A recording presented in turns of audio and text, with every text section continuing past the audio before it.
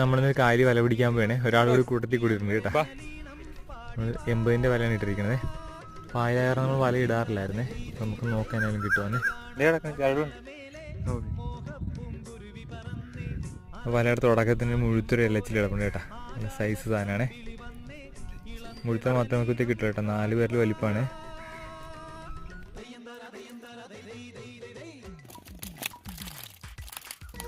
അടുത്തൊരു കരിമീനുണ്ട് കേട്ടോ.